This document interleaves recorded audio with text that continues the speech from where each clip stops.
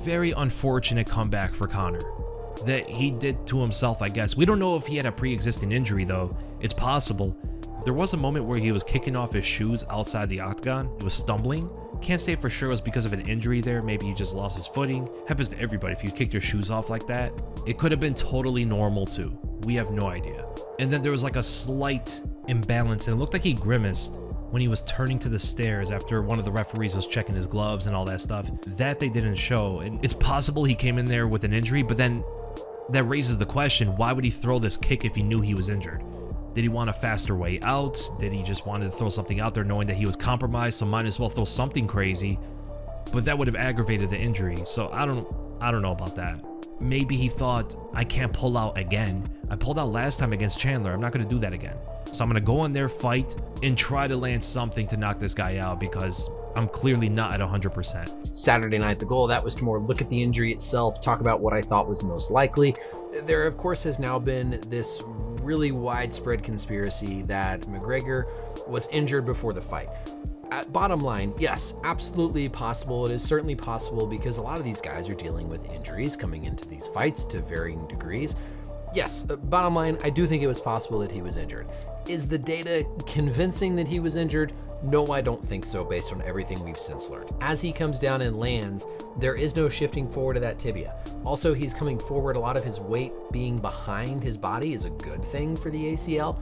Certainly, we do see that little bit of compromising position, but there's no rotation of the leg. There's no internal rotation of the tibia. If anything, the leg swings outward, and we don't see that shift. We don't see that recoil back upwards in the calf. Like, his body looked fit, his face looked unhealthy. It's going to be tough. The thing is, if he did, I'm not sure the extent of his injuries. If it's a torn ACL after 5 years away, that's another year on the sideline. At his age, I think he's done. If he tore his ACL, he's done. He'll never come back the same. That was the big question coming into this one. Can he pull it all together after this horrific injury and come back? The rematch ended in devastation, but the real shock came moments later when Conor McGregor revealed the emotional pain he's battling behind the scenes. From calling it hell to promising he will rise again, McGregor's raw confession has left fans questioning what comes next for the former double champion. As Dr. Bryan slowed the footage frame by frame, he noticed something that completely changed the narrative. Unlike a typical ACL tear, Conor's knee showed no violent tibia shift, no dramatic instability, and none of the classic signs doctors expect to see in a catastrophic ligament injury. Instead of confirming the worst fears, the medical evidence pointed toward a far less devastating possibility of a meniscus injury, leaving the MMA world questioning whether everyone had rushed to the wrong conclusion. We don't see any recoil backup of the calf. And if we go and we look at what happened with Carlos Ulberg when he injured his knee, what I want you to pay attention to is that shift, because that shift is what we call pathognomonic. If you see it, you know it's a torn ACL. Now, just because you don't see that shift and pop back doesn't mean it's not an ACL, but seeing it makes me very concerned, and you would say obvious ACL. This was here with Ulberg, right, when he was fighting Prohaska. You see as he stepped backwards to plant on that right leg, we're gonna see that tibia is a little bit shifted forward relative to his femur. What you really wanna watch for is as we advance, watch how his calf, right there, kind of pops back up. And so that transition in those few frames where we go from seeing that prominence of that tibial tuberosity shifted forward to then as we click through, boom, it kind of pops back up. That's what I'm referring to by seeing this shift that you'll often see when you look in slow-mo when these athletes have ACL injuries. With Conor here, we did not see that. We had every angle to see it, and we don't see it. As he comes down and lands, there is no shifting forward of that tibia. Also, he's coming forward. A lot of his weight being behind his body is a good thing for the ACL.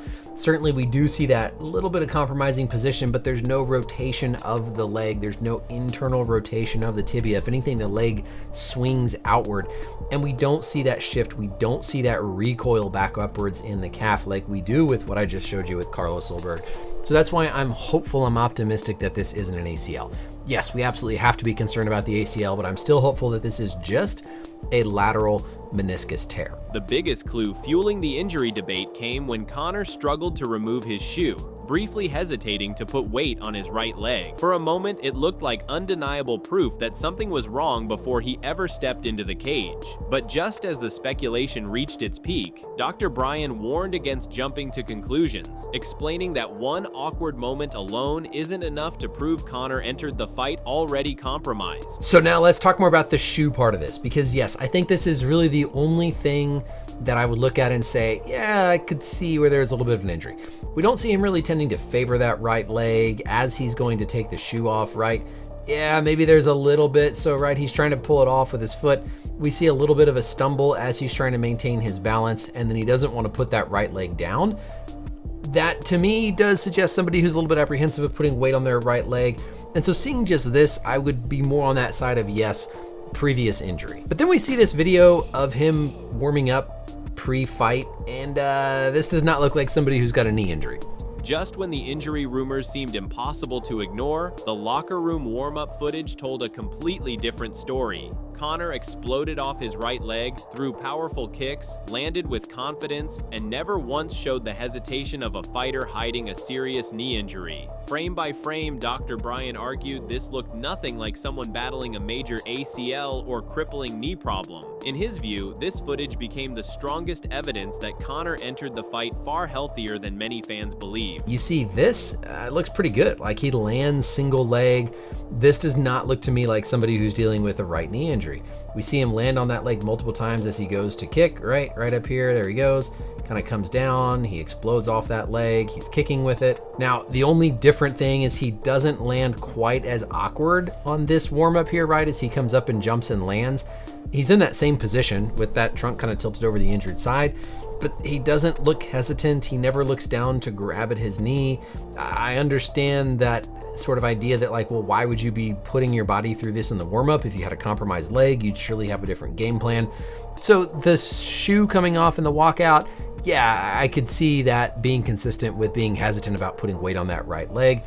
But then when you see these warm-up clips of him like back in the locker room, this puts me much more on the side of like, no, that knee looked to be in pretty good shape, at least when he was out there warming up. Now maybe something happened between, but this to me in the warm-ups does not look like somebody dealing with a knee injury. As Dr. Bryan pieced together every clip, his final verdict challenged the entire controversy surrounding Conor's injury. He admitted a minor pre-existing meniscus issue was possible, but the evidence overwhelmingly did not support the idea that McGregor entered the fight with a serious ACL injury. In fact, the explosive warm-up footage convinced him that Conor's knee was functioning far better than the viral theories suggested. According to his analysis, the real injury most likely occurred in the fight itself, not long before the cage door closed. I think there is more evidence now watching that pre-fight warm-up video. I would say there is more evidence against a pre-existing knee injury than there is evidence for a pre-existing knee injury. You can never rule out one or the other. You can never definitively prove one or the other without Conor coming out and saying, but like, what's the benefit to him of coming out and saying he had an injury? We're probably not going to hear anything about anything previous. Remember, at his age with the sport that he's done, there's probably some degree of trauma to that knee. It would not be unheard of if he had a previous meniscus injury that maybe was completely asymptomatic, and then whenever he fought, landed twisted, caused a progression of a tear, caused a new bucket handle tear that made it impossible for him to continue. I certainly do not think he had a previous ACL tear that he came into the fight with. We would not have seen him do that warm-up. We would not have seen that much stability or that much function this acutely after an ACL injury. So I think the only possibility here is that there was maybe a previous meniscus injury.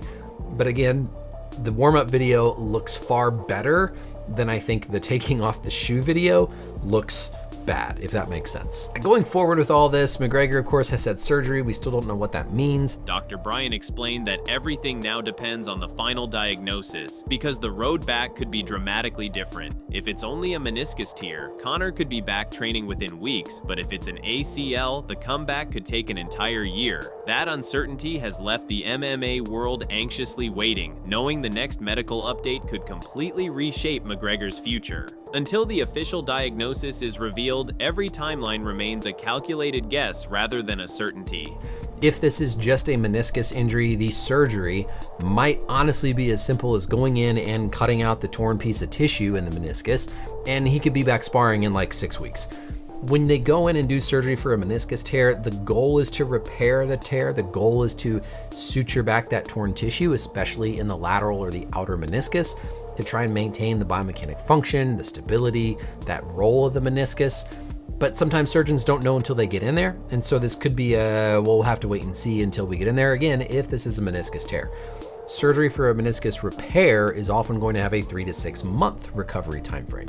If this is an ACL, then yes, we're looking at more like 10 to 12 months, probably around a year, to where I would expect to see at the earliest Conor back next summer or probably next fall. The Weasel couldn't believe what he was watching, questioning why Conor McGregor would gamble his long-awaited comeback on such a reckless hopping switch kick against one of the hardest fighters in the UFC to catch clean. In his view, Max Holloway saw the strike coming from a mile away, making it a low-percentage attack that was never likely to land. Instead of creating a spectacular highlight, that single decision instantly turned McGregor's dream return into a shocking disaster. But honestly, I really question why he even threw this kick.